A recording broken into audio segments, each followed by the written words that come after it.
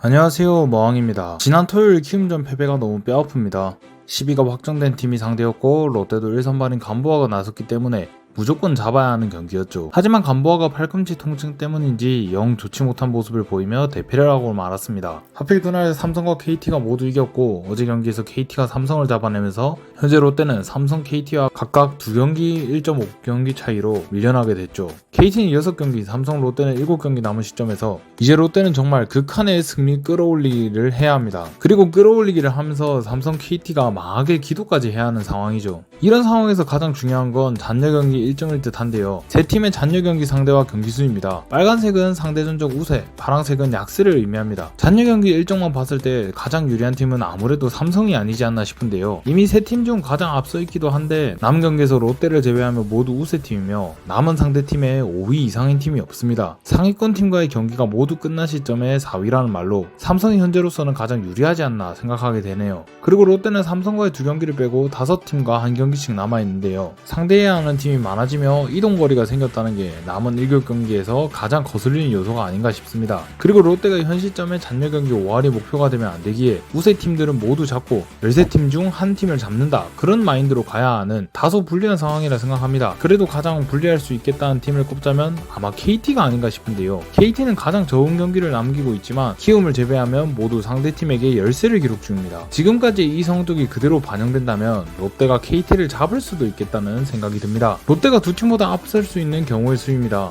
그나마 가능성이 큰 5승부터 나열했고 3승 밑으로는 현실성이 없어 배제했습니다. 롯데가 잔여 경기 3승을 하면 남은 팀이 한 경기 빼고 다져야 올라갈 수 있고 4승을 하면 그나마 KT는 실현 가능성이 있지만 삼성은 높은 확률로 우리 위에 있을 것입니다. 그나마 5승을 해야 삼성이 될 수도 있고 아닐 수도 있는 그런 상황이 만들어진다고 생각하는데요. 그렇게 불리한 매치업만 남은 KT만큼은 롯데가 잔여 경기 진짜 최고의 경기력을 보여주며 잡아내고 가을 야구에 갈 수도 있겠다는 생각이 듭니다. 하지만 5등이 물론 업셋이 작년에 나왔다고 하나 한 경기만 하고 끝나는 게 정배인 순위란 말이죠. 그래서 기왕이면 진짜 할 수 있다면 4위를 했으면 좋겠다는 생각이 있습니다. 그러기 위해서는 이번 주 수금에 열리는 경기가 정말 중요하다고 생각되는데요. 사실 KT를 잡기 위해서라도 이 삼성전이 정말 중요합니다. 삼성은 현재 롯데가 우세를 기록하고 있는 팀으로 만약 삼성에게 2패를 하게 된다면 LG, 하나, SSG를 포함한 나머지 경기를 다 이겨야 한다는 말로 사실상 이번 주에 치르는 삼성과의 2경기가 롯데의 마지막 생명줄이라고 할 수 있겠는데요.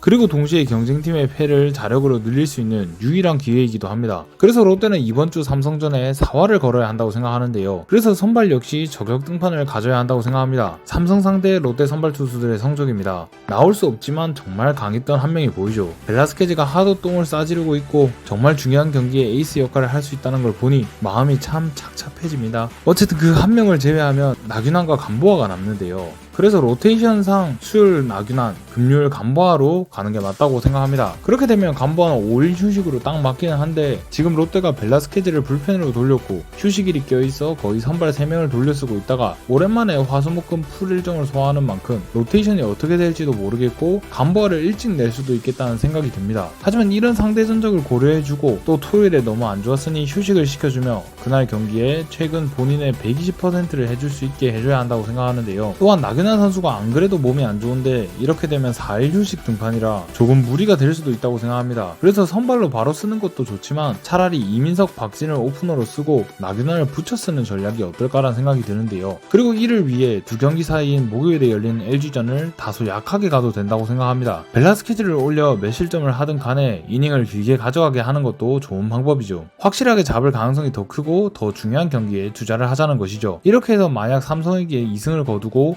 롯데와 삼성이 남은 팀에게 3승 2패를 한다면 롯데가 삼성을 제치고 올라갈 수 있습니다. 정리하자면 이번 주 선발 로테이션은 이게 최상이라고 생각합니다. 최근 폼이 너무 안 좋았던 감보아가 해내줘야 하고 몸 안 좋은 나균환이 4일 휴식 등판을 해줘야 합니다. 거기다가 박세웅이 이번 주에 2번 등판해야 하는데 2경기는 무조건 다 가져와야 하는 상황으로 박세웅의 각성까지 필요한 상태입니다. 하지만 시즌 마지막 생명줄이 걸린 경기인 만큼 이 정도 승부수는 둬야 하지 않나 생각하게 되고 그만큼 선수들이 각성을 해줘야 한다고 생각하는데요. 그나마 우리에게 좋은 이야기는 롯데에 강한 구자욱이 못 나온다는 거죠. 이렇게까지 했는데 될까 말까 할 정도로 솔직히 남은 가능성이 정말 희박한 수준입니다.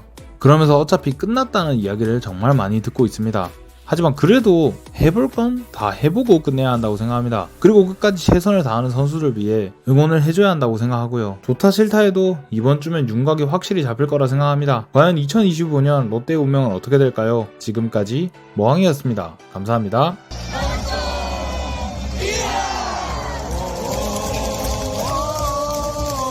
최강 롯데